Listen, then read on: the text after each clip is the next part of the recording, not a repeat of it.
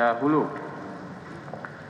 Bahwa pada tanggal 1 Agustus 2022 sekira pukul 15.24 WIB, terdakwa mengirimkan pesan melalui aplikasi WhatsApp kepada saksi Teddy Minahasa Putra yang pada pokoknya melaporkan akan rencana terdakwa untuk membawa narkotika jenis sabu 5.000 gram untuk diserahkan kepada saksi Linda Pujastuti alias Anita di Jakarta. Dan selain itu terdakwa juga melaporkan kepada saksi Teddy Minahasa Putra perihal rencana dirinya bersama saksi Syukur yang hendak menghadap saksi Teddy Minahasa Putra sebelum berangkat ke Jakarta. Kemudian atas rencana-rencana tersebut, saksi Teddy Minahasa Putra mempersilahkan terdakwa untuk melaksanakannya. Bahwa pada tanggal 19 September 2022 sekira pukul 12 WIB, terdakwa menghadap saksi Teddy Minahasa Putra dan melaporkan bahwa terdakwa akan membawa narkotika jenis sabu tersebut ke Jakarta melalui jalur darat untuk langsung diserahkan kepada saksi Linda Pujastuti alias Anita. Dan pada saat itu saksi Teddy Minahasa Putra merespon perkataan dari terdakwa dengan cara menawarkan kepada terdakwa untuk kiranya membawa narkotika jenis sabu tersebut dengan menggunakan pesawat bersama dengan saksi Teddy Minahasa Putra. Namun saksi menyampaikan bahwa hal tersebut akan sangat beresiko dampaknya. Pada tanggal 21 September 2022, sekira pukul 14.27 WIB, terdakwa mengirimkan pesan melalui aplikasi WhatsApp kepada saksi Teddy Minahasa Putra yang pada pokoknya melaporkan kepada saksi Teddy Minahasa Putra bahwa terdakwa akan berangkat ke Jakarta pada subuh keesokan harinya. Lalu pesan melalui aplikasi WhatsApp tersebut dibalas oleh saksi Teddy Minahasa Putra yang pada pokoknya menyampaikan pesan kepada terdakwa agar berhati-hati di jalan. Bahwa pada tanggal 12 September 2022 sekira pukul 4.30 WIB, terdakwa bersama dengan saksi Syamsul Marib berangkat dari Kota Padang menuju Jakarta dengan menggunakan satu unit mobil Suzuki Jimny warna kuning stabilo nomor polisi D371MNY milik terdakwa sambil membawa narkotika jenis sabu yang telah mereka masukkan ke dalam kardus berwarna coklat. Lalu mereka letakkan kardus berwarna coklat tersebut di mobil bagian belakang. Bahwa pada tanggal 24 September 2022 sekira pukul 6 WIB, setibanya terdakwa bersama dengan saksi Syamsul Marib di rest area Karangtengah, Tol Tangerang, Jakarta. Kemudian terdakwa berpisah dengan saksi Syamsul Marib. Sementara untuk narkotika jenis sabu seberat 5.000 gram dipindahkan oleh saksi Syamsul Marib dari mobil Suzuki Jimny warna kuning stabilo milik terdakwa ke dalam mobil Toyota Sienta warna merah nomor polisi B2266S ZF milik saksi Syamsul Marib yang sebelumnya sudah menunggu di rest area Karangtengah, Tol Tangerang, Jakarta, yang kemudian oleh supir saksi Syamsul Marib bernama saksi Imron alias Yoyon. Setelah itu saksi Syamsul Marib bersama dengan saksi Imron alias Yoyon pergi menuju daerah Kebun Jeruk, Jakarta Barat dengan menggunakan mobil Toyota Sienta warna merah untuk menyerahkan narkotika jenis sabu tersebut kepada saksi Linda Pujastuti alias Anita. Bahwa pada tanggal 24 September 2022 sekira pukul 12.35 WIB, terdakwa mengirim pesan melalui aplikasi WhatsApp kepada saksi Teddy Minahasa Putra yang pada pokoknya menginformasikan bahwa narkotika jenis sabu telah diterima langsung oleh saksi Linda Pujastuti alias Anita dan akan dibayarkan akan dibayarkan sebesar 400 juta rupiah per 1.000 gram.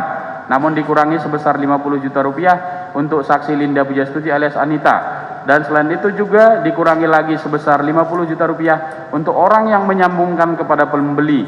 Sehingga nantinya uang yang akan diterima dari hasil penjualan narkotika jenis sabu tersebut jumlahnya sebesar 300 juta rupiah. Bahwa saksi Teddy Minahasa Putra sempat tidak menyetujui skema penjualan narkotika jenis sabu tersebut dan menyuruh terdakwa untuk menarik kembali narkotika jenis sabu dari saksi Linda Pujastuti alias Anita. Akan tetapi terdakwa mengatakan kepada saksi Teddy Minahasa Putra bahwa satu bungkus plastik berisi narkotika jenis sabu seberat 1.000 gram telah berhasil terjual dan tidak mungkin untuk ditarik kembali. Sementara sisa 4 bungkus plastik masing-masing berisi narkotika jenis sabu seberat 4.000 gram masih dalam keadaan utuh. Kemudian setelah saksi Syamsul Marib menerima 4 bungkus plastik narkotika. Pemirsa, kita akan kembali mengulasnya bersama dengan Bapak Arman Depari selaku pemerhati narkoba. Pak Arman, tadi kita menarik melihat persidangan tuntutan kepada terdakwa Dodi. Ini kita dengarkan di sidang sebelumnya ada mengenai diskresi. antara atasan yakni Irjen Teddy kepada AKBP Dodi. Boleh tidak seorang atasan memberikan tugas seperti ini kepada bawahannya? Kemudian apa Dodi ini jika melakukannya salah atau tidak? Iya, memang ada yang disebut dengan kewenangan diskresi, terutama pada penegak hukum seperti polisi. Diskresi itu artinya bisa melakukan tindakan yang lain yang tidak sesuai dengan aturan. Tetapi itu dibatasi bahwa diskresi itu diberikan itu harus selaras dengan tugas dan tanggung jawabnya. Nah, kalau ini kan tidak selaras dengan tugas dan tanggung jawabnya, masa disuruh jual narkoba jadi tugasnya? Emangnya bandar? Tapi Nah, kalau makanya AKBP itu Dodi tidak ini masuk. takut bagaimana? Takut karena ini perintah seorang jenderal. Boleh, takut itu boleh. Tetapi tidak berlarut-larut. Segera setelah itu, karena dia ada rasa ketakutan, kemudian dilaksanakan. Tapi kan ada jeda waktu yang sekian lama. Jadi tidak termasuk lagi itu dalam ketakutannya, kemudian memberikan keringanan pada yang bersangkutan. Dia seorang perwira, apalagi pernah Kapolres, bisa melaporkan atau paling tidak menasihati yang bersangkutan yang memberikan perintah. Pak, ini tidak betul. Saya tidak mau, tapi kalau Bapak memang memerintahkan kepada saya, minta surat hitam di atas putih. Karena semua kasus-kasus narkoba seperti yang saya sampaikan tadi, itu harus didukung dengan berita acara. Termasuk tadi penyisihan. Kalau misalnya diperintahkan penyisihan, menyisihkan barang bukti, mana surat perintahnya? Jangan karena takut tapi mengharapkan sesuatu, alasannya berlindung dari ketakutannya itu.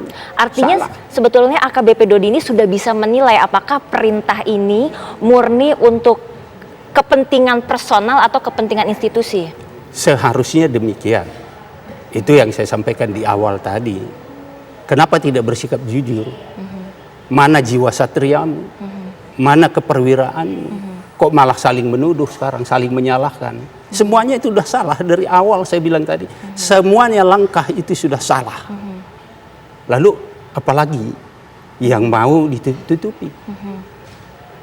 Oke, tadi di persidangan kita mendengar ada pernyataan bahwa Irjen Teddy Minahasa sempat meminta untuk barang itu ditarik kembali karena ketidaksesuaian harga, tidak ada kesepakatan harga.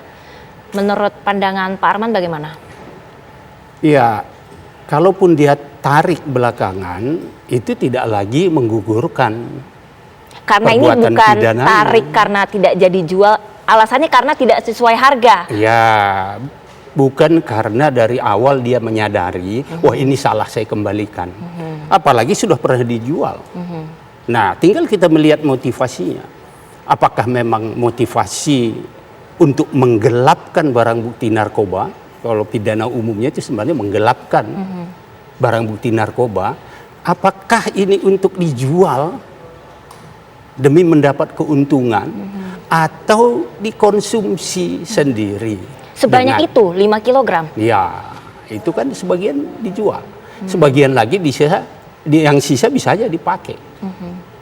Dan menurut pengalaman saya, dan ini berkali-kali saya temukan, seseorang yang sudah menjadi pecandu narkoba, dia lebih baik kehilangan anak istrinya daripada kehilangan narkoba. Bahkan jabatannya juga. Bahkan jabatannya. Karena kecanduan itu. Tapi saya tidak mengkonversi ini dengan kasus sekarang. Itu yang terjadi. Nah, lalu seharusnya memang harus juga dicek dalam penyidikan awalnya, apakah yang bersangkutan atau para tersangka ini memang seorang pecandu. Harus dibuktikan juga Ya. ini dalam persidangan. Iya. Kemudian seperti yang saya sampaikan tadi, kasus narkoba ini kan unik. Ya, biasanya itu uniknya apa? Seseorang yang mau menjual narkoba itu biasanya mana uangmu dulu, baru ada barang. Beda kan? Kalau kita ke pasar atau beli apa-apa, mana barangnya baru ada uang. Ini kebalikan. Kebalik. Gitu. Lihat uangnya dulu. Uang dulu. Itu baru barang dilihat. Ini kan beda dengan jual beli yang lain. Itu unik. Nah, kemudian kembali kita tadi kepada kemungkinan pemakai. Setahu saya, ya ini tidak ada di buku tentunya, bukan di undang-undang, karena pengalaman yang pernah saya alami ketika menangani kasus yang mirip seperti ini. Biasanya itu tindakan mereka memang di luar nalar. Kalau misalnya dia melakukan pembunuhan, itu sadistis. Dimutilasi, bahkan dibakar. Karena sudah dalam pengaruh narkoba tadi, dan dia merasa narkoba itu yang dia miliki itu lebih berharga dari apapun. Nah, dia simpan, dan ketika nanti dia membutuhkan, dia tinggal mudah mencari sumber, tidak perlu lagi dia pergi kemana-mana. Ini pengalaman saya. Oke. Yang penting ketika kapan butuh barang itu ada dan sedia. Ya. Baik, Pak Arman, kita akan lanjutkan diskusi, tapi sebelumnya kita simak persidangan kembali di Pengadilan Negeri Jakarta Barat. Pasal 55 ayat 1 KUH pidana. Oleh karena itu, penuntut umum akan memilih dakwaan pertama, yakni melanggar pasal 114 ayat 2 Undang-Undang RI nomor 35 tahun 2009 tentang narkotika, junto pasal 55 ayat 1 KUH pidana dengan unsur-unsur sebagai berikut.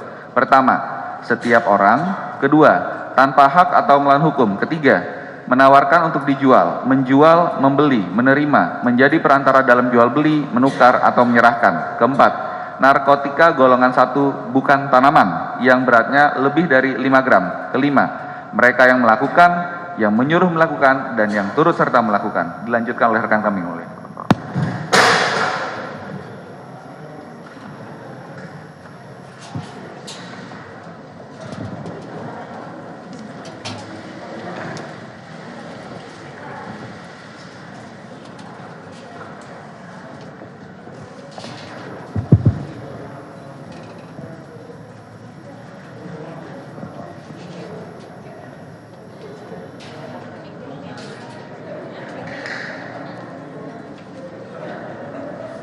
Saya lanjut, Yang Mulia.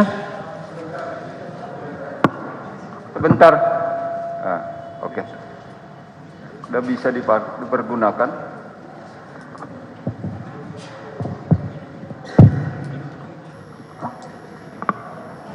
Silakan. Unsur setiap orang.